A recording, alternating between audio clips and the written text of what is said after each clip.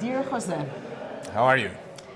I'm actually very exciting that you are with us and that our students will hear from the real hero that envisaged how to approach corruption in reality, how to address it, and how to have a success in prosecuting really serious political corruption cases. As students can be skeptical, is it worth it? What actually happens when you report corruption case? Can we really manage to succeed? And can that lead to a change in society? It will be a pleasure to hear from you about your experiences. Well, thanks very much for the invitation. I'm happy to share my experience in these matters.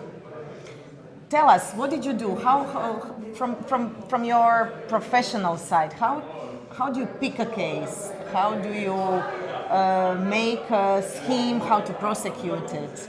How to come to the end of the process? Does it take a long time? What is important when addressing corruption cases? Well, maybe it would be useful to talk about the biggest case I had in my life. It was a case of former President Fujimori and a criminal network that he was in charge. I was appointed by the government. I was in the private practice. I decided to accept this very difficult task, and we started the investigation without having much information because, you know, it was a dictatorship. Yes. Information was not available at the beginning, but as soon as we started collecting evidence, we found that it was a huge network. So in the following 14 months after we started our work, we had more than 1,500 people that were under investigation in approximately 200 criminal investigations. So we had to build a team immediately to try to address this issue. I will just have one little question in the... Sure. Did you trust your team? How did you choose that team? Because it's a highly politicized case. Well, this was a state capture situation. You know, all the Attorney General's office and all the judiciary was involved in this criminal corrupt network. So the first thing I had to do is to choose my people, my team.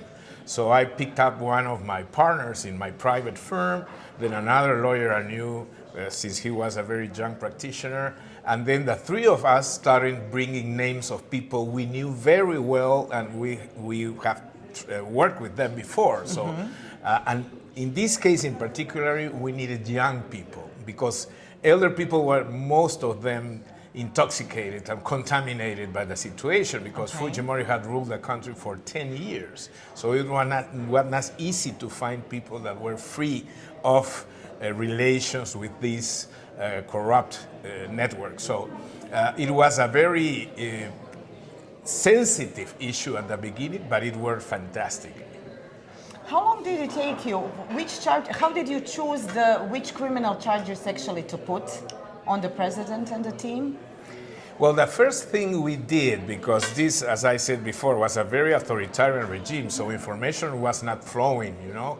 For many years, investigative journalists have been presenting the cases to the public, but the government didn't attend anything of this. The Attorney General's office, who was under control of Fujimori, even though constitutionally it should have been independent, they were blocking all the investigations. So one of the first things we did after we assembled our team was go to the investigative journalists and said, what kind of investigations do you have here? And suddenly we found that they have almost all the stories with a lot of evidence there.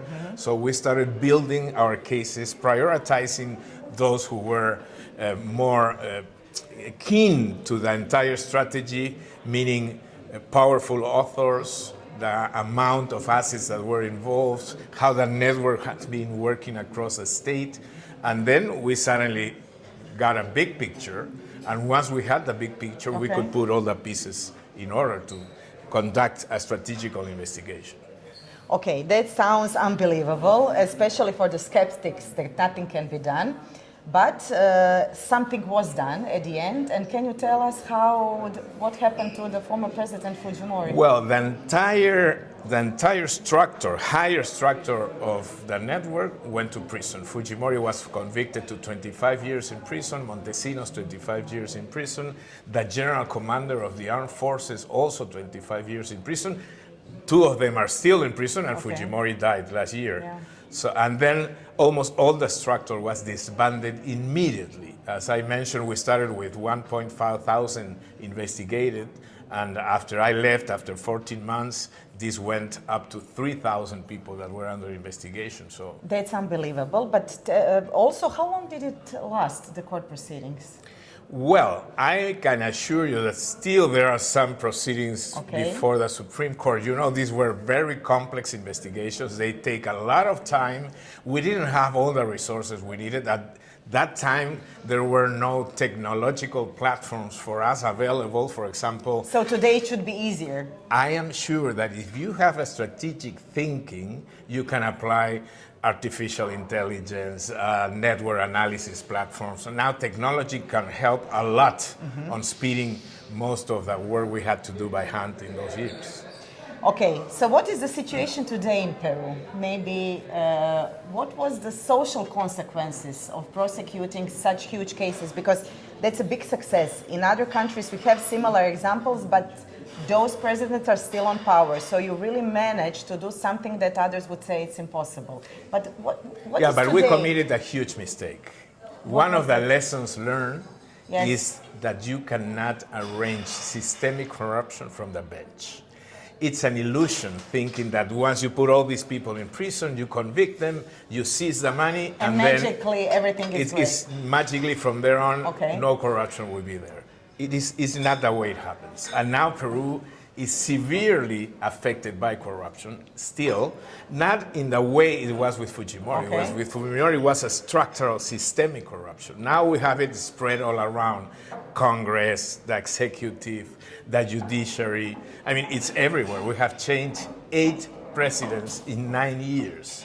And from those 8, 6 are involved in criminal investigations or have been convicted for corruption. So, you know, we need structural reforms, and I think that's the big lesson. And that's probably building integrity also from the start and expecting that everybody should behave as we want others to behave, okay? It sounds like idealistic, but actually building integrity and professionalism from each I don't know, architects, doctors, police officers should help, no? The challenge is how can you build an infrastructure of integrity in which you can put all the pieces of decision making on the state.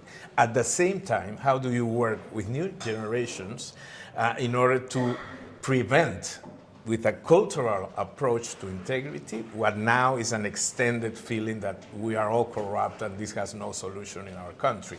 So prevention, I would say an adequate infrastructure for integrity, and of course investigation and sanction if corruption is committed. Okay, thank you. Well, our dear students, the task after this podcast will definitely be to research, but you also wrote about it, right? I have a book that is called in Spanish, Kayak in Kayak. It has not been translated to English. But we have ChatGPT, maybe. Okay, there's a film in Amazon about the book. So what is the name of the film? Kayak in Kayak, it's the same name of the book. Okay, but for that we can put subtitles in English, right? Yes, absolutely. I have it subtitled, so if you want, I can share it with you. Perfect. I think that this would be something that our students will enjoy, and we can really learn from your experience. But, okay, so you didn't, just for the end, you didn't leave the hope, right?